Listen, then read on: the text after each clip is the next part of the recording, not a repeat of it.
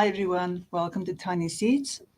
All right, so tonight I may be very unpopular, and I want to ask you to please stay to the end because this may be something that you have resistance to, but it may also be something that will open a whole new world of understanding in your life. Right, so we are talking about a generalization that a lot of people have, not only women and men, quite easily say, that feelings is something that men don't do. And it is not true. What is true is that men are conditioned very differently about feelings. Okay, so let me backtrack a little bit. So, people can carry a lot of generational trauma with them. People, and when I say people, I mean men and women, can have a problem with owning their feelings because of a way that their primary caregivers, their parents, or the people who raised them responded to their expression of feelings. And then we can have other developmental problems. So, developmental problems are our stages that we are supposed to finish as children. First one is connection with mother. The very first one is bonding with mother and getting a physical touch and the the the need, really the need to be close to the mother. And if anything happens that disrupts that, a child is already struggling. Right, muffin. Okay, let's just get muffin settled. So, so a parent, a child can have those, and this is male or female. So we add that to the fact that we have upbringing that's going to condition our men not to feel, but that is also true for women. So some women are also not encouraged to feel, and so I don't want to generalize. I just want to create an understanding that there may be a whole big variety of why people don't express feelings. And the one that I want to talk about specifically today is that we may have inadvertently caused this as women. Now, I'm going to give you a few examples.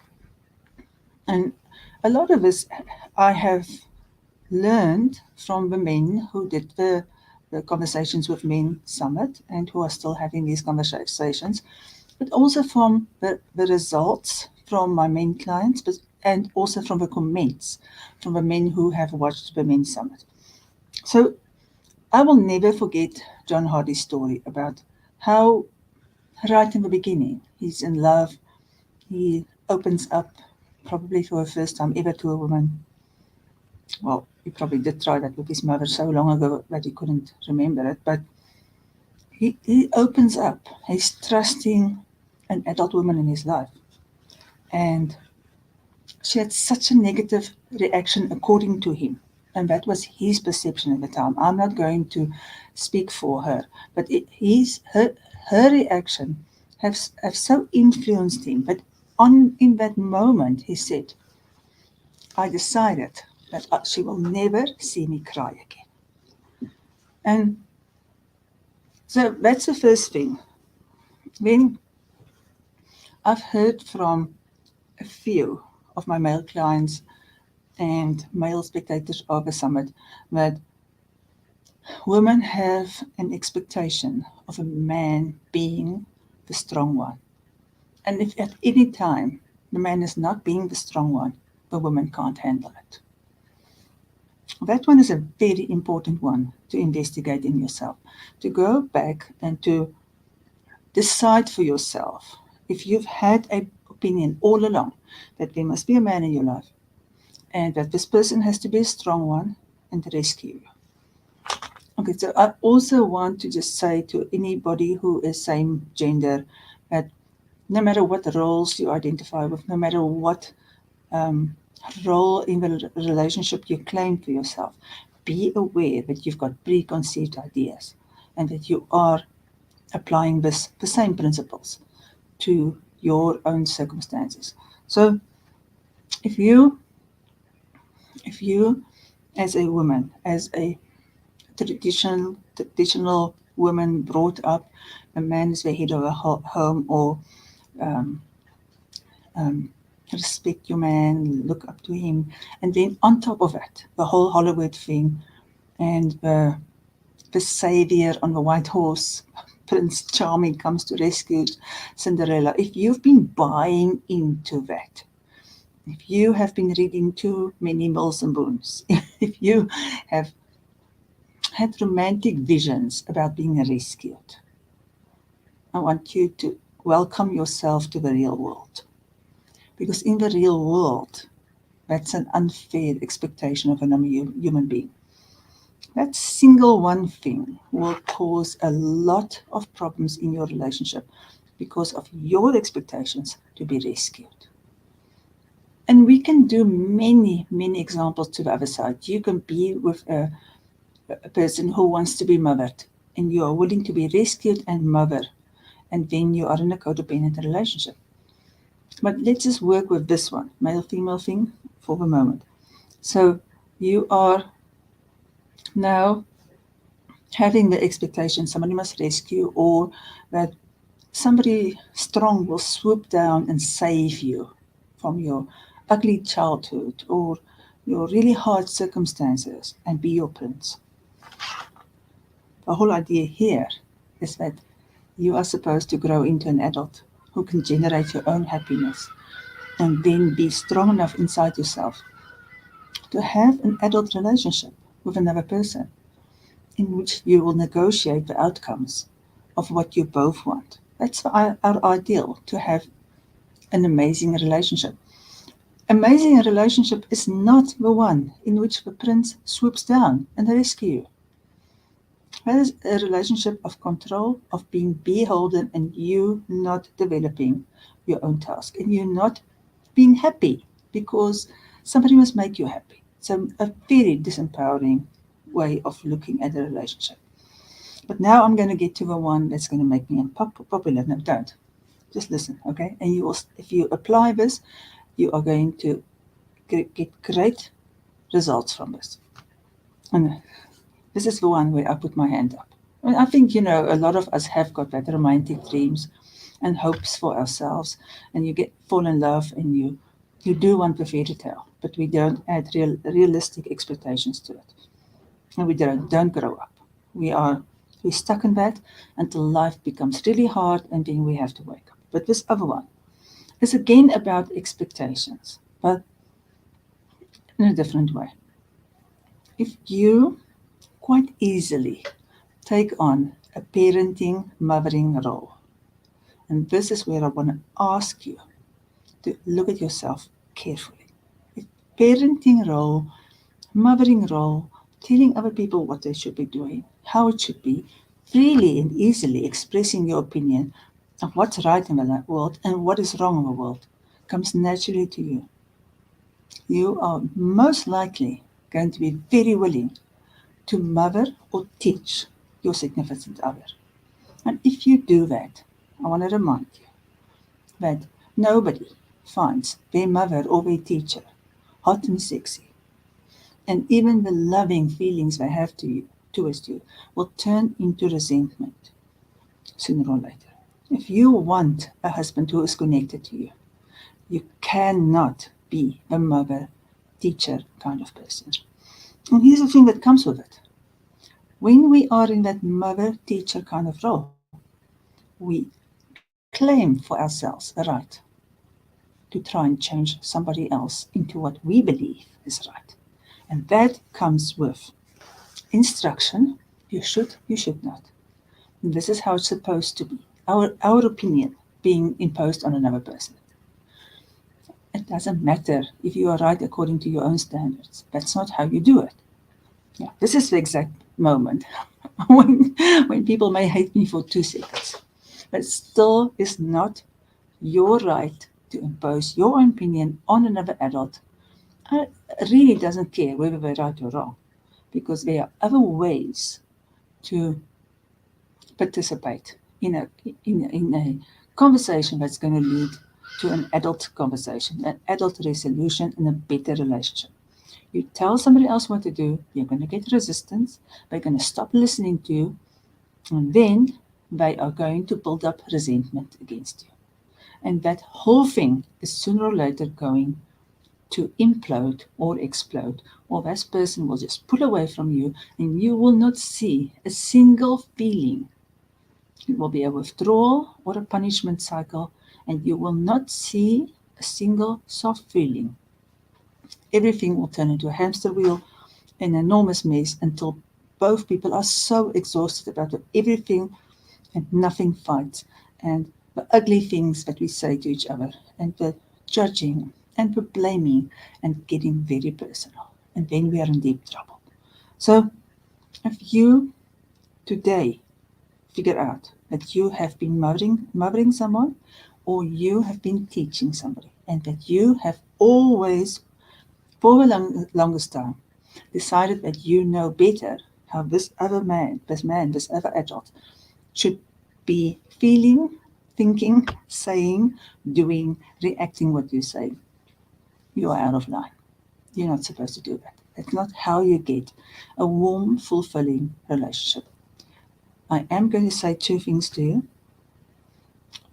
There's men who do this too. There are also men who swoop in Richard Gere style and come and feel entitled to rescue and control the little damsel in distress until the little damsel gets fed up with it. There are also people, males or females, who arrive and you have not broken them. You may not have created an atmosphere in which somebody else can continue to share freely, especially if I have it not been conditioned that way. But if somebody had the capability of connecting and you say something that they find hurtful, they still, as a healthy individual, as somebody who's really a grown up, have got the opportunity to turn around and say, my angel, you know what? I actually decided that I'm never going to cry in front of you, but I know what is better. It's better if I come to you and say, are you having a problem accepting my tears? Is there a reason for you why you reacted like that? Because I was extremely embarrassed.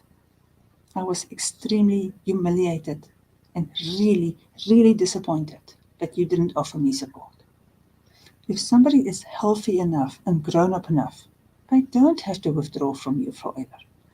That's going to be the few and far between male exceptions, because our men are not brought up like that. And even for us as women who are the feeling kind, the warm and fuzzy kind, the ones who want the hugs and the love and the compliments and the connection, and talking about deep stuff into the middle of the night, even for us, we edit our feelings and we are so scared of judgment.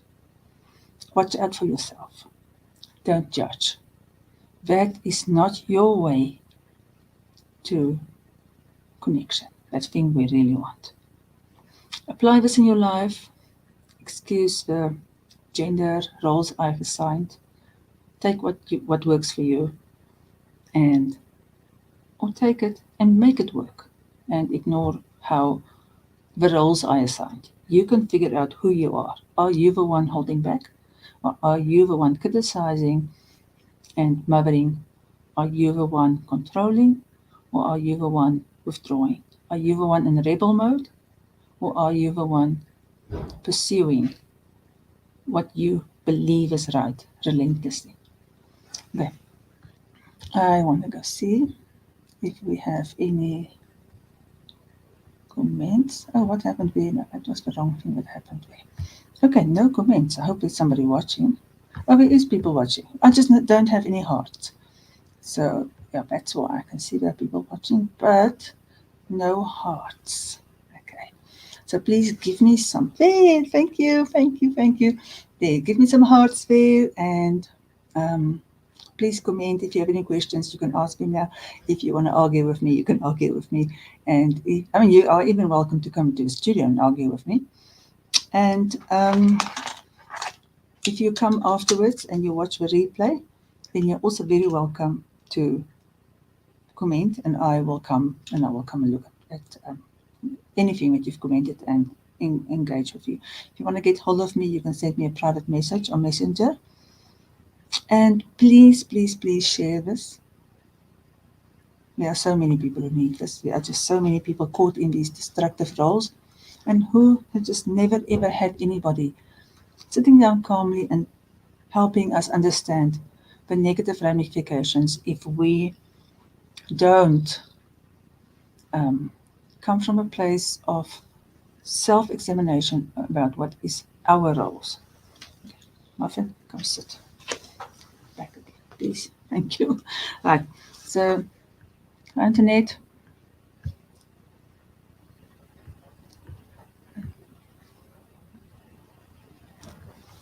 Yeah. Okay. So, I mean, this is very valid, and I think people can also go and look at our previous live that we've done, right, Antoinette? If you maybe have a link, share it.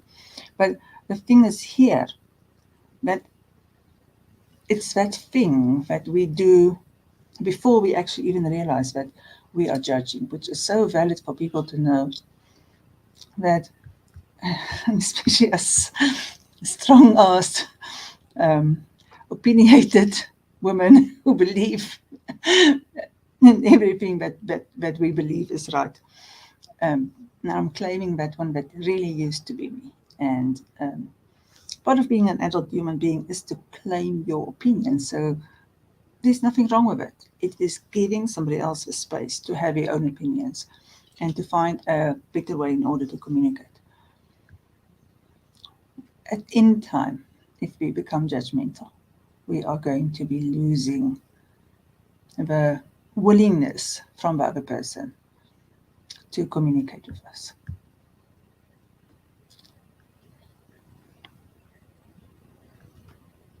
Yeah, it is really, and let me ask you this. So, until you become aware of it, do you have somebody having this conversation with you? How ignorant are we? I mean, you guys didn't know you were doing this. You were just like me. You were just like, I'm being a good wife here. Let me help this project begin improving a little bit. I mean, is that you have the same experience there? That you were just doing the good thing. You were just very helpful without any bad intentions, but just going with what we've learned and picked up from our parents and the way that we think this is how it's supposed to be.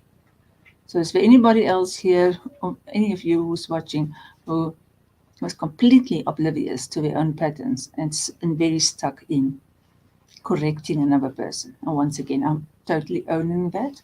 And nothing ever changed in my relationship until I dropped that role, until I didn't want it anymore. By the way, it's one heck of a heavy burden. So we really don't want to be having that role.